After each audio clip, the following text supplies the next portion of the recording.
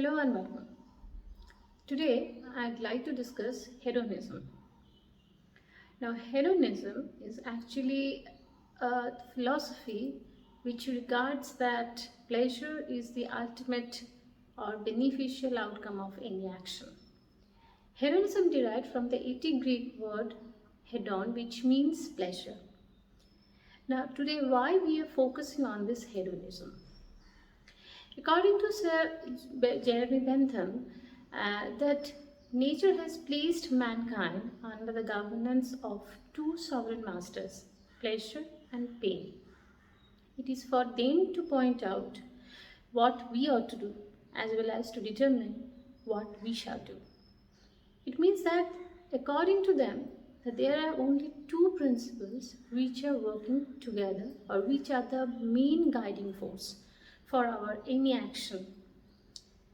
Now, according to hedonist, that it is the pleasure principle which is actually active within us and which is actually helping us to do any sort of action.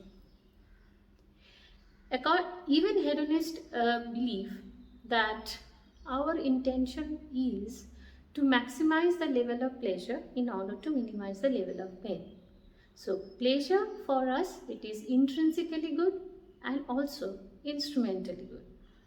Now, intrinsically good pleasure means it is good by its own virtue, whatever comes in the way, and instrumentally good means it needs some agent which will carry that pleasure for us.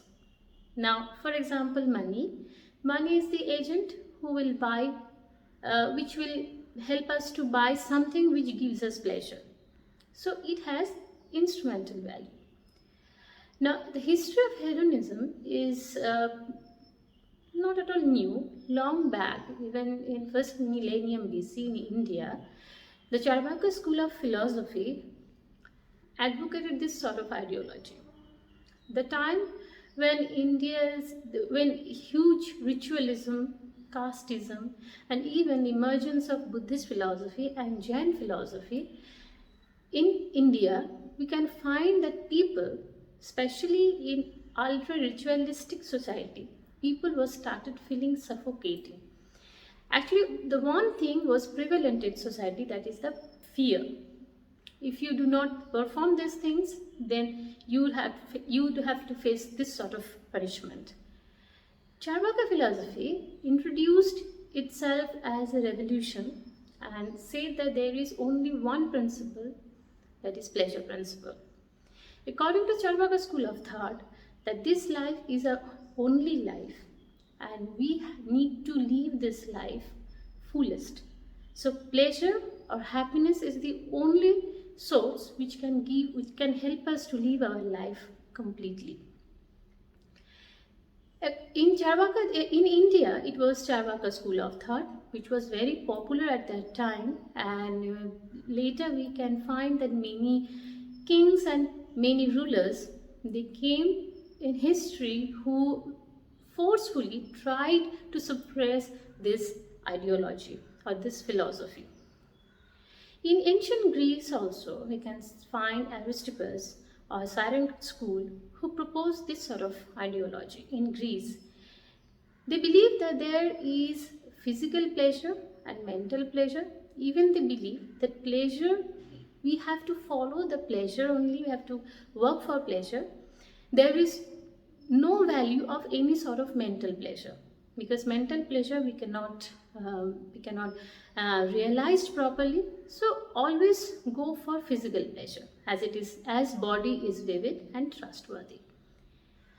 Epicureanism is a kind of philosophy which actually helped Greece to think in a newer way. Epicurus believed that we are the part of nature, so our major duty is to live in accordance with nature. Do not long for more. What is available, we have to train ourselves to be happy within that availability. So from here we can understand that the theory of hedonism, or this similar type of theory, was before also. But now, why we are talking about this theory of pleasure? When we analyze, especially in ethics, when we analyze human action, we can find that always people is doing something driven by something else.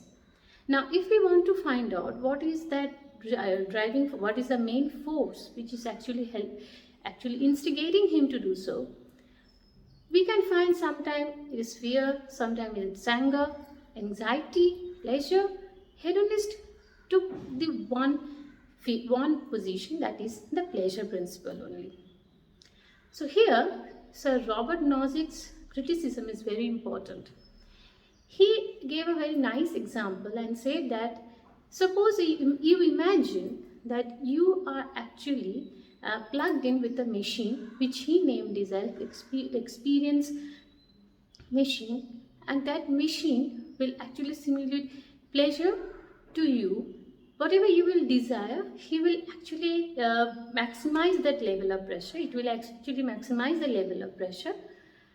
So what happened? Always you will be in that mode that always you are happy. But this is not, according to Robert Nozick, so this is not desirable for us. We must try to respect our hard work and authenticity, because we are human beings. We have different shades of life, different spectrum of life, emotions. We have fear, pleasure, anxiety, anger. All things are developed and evolved from the ages. So if you only concentrate on pleasure principle, then you are actually ignoring the other spectrum of your emotions.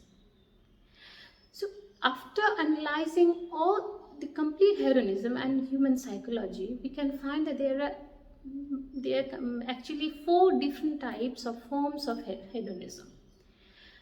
First is hedonistic egoism. This form of hedonism is sometimes it has proved that it is quite dangerous and vulnerable for the society, because in this case people are more eager to satisfy his own ego, that is hedonistic egoism. He doesn't care about moral values, ethical values, social norms. They are only interested in their own ego. Now, hedonistic utilitarianism is another form of hedonistic egoism. In that case, a person will not only concentrate his own individual's ego. In fact, he will think about the ego of mass. So it is hedonistic utilitarianism. In this case also, they are not at all aware or not at all caring about social norms, moral values and anything. Another type of hedonism is prudential hedonism or value hedonism. In this case, hedonists were people believe that pleasure is good by its own virtue. If it does not give you any sort of good result, then also it is valuable. So it has intrinsic value and it is always desirable for us. They don't want to experience the pain at all. They completely want to eradicate that pain. So what happened? They believe that only pleasure is good by its own virtue, whatever it is, and that's why they always tend to reduce everything, all phenomena, into pleasure. So these are the different forms of hedonism.